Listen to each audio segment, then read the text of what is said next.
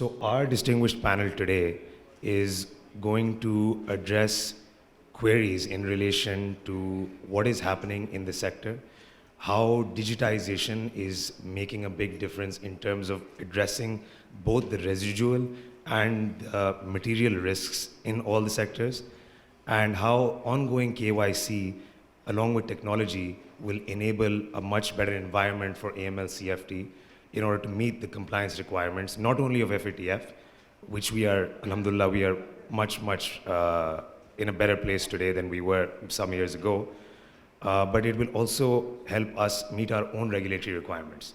Exchanges जो होते हैं इसमें बड़ी digitization की ज़रूरत हुई है, बड़ी तरक्की हुई है in terms of digitization, और digitization के साथ ongoing customer KYC भी बहुत ज़रूरी है फाइनेंशियल क्राइम को मॉनिटर करने के लिए. इस पे आपके कुछ थॉट्स. जी शुक्रिया जनाब. अस्सलाम वालेकुम. बात आ रही? अच्छा देखिए जी, ये जो डिजिटलाइजेशन की बात है वो हम लोग काफ़ी बहुत हद तक कंप्लाइंट है.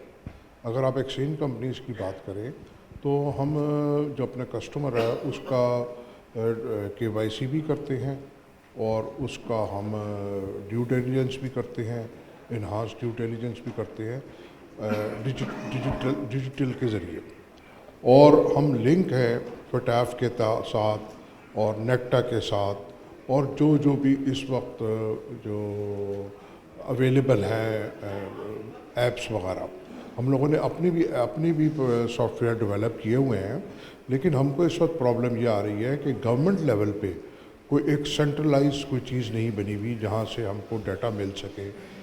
जैसे कि ख़ास तौर पे मैं अपने कस्टमर के बारे में कहना चाहूँगा कि अगर मेरा कस्टमर मेरे पास आता है और उसके ऊपर कोई लिमिट लगाई हुई है स्टेट बैंक ने कि जी वो जैसे भी नई आई हैं लिमिट्स कि जी वो $1 लाख से ज़्यादा नहीं ले सकता, या जो ट्रैवलर जो है वो $5,000 से एक वक्त में ज़्यादा नहीं ले सकता, तो वो होता क्या है कि अगर वो मेरे पास भी आए और बाकी जो 25-26 एक्सचेंजेस में से 5-10 के पास चला जाए और वो उसको मिस यूज़ कर ले उस डॉक्यूमेंट को, तो वो हमारे कंट्रोल में नहीं है. वो तो अगर सेंट्रल बैंक कोई ऐप उसके ऊपर बनाएं, डेवलप करें, तो फिर हम उसकी रोकथाम कर सकते हैं. बाकी उसके अलावा तो हम तकरीबन फुल कंप्लाइंट है, हर चीज़ की स्क्रीनिंग करते हैं और उसकी स्क्रूटनी होती है. तो हमारे पास तो मुमकिन नहीं है कि कोई ऐसी ट्रांजैक्शन हो जाए.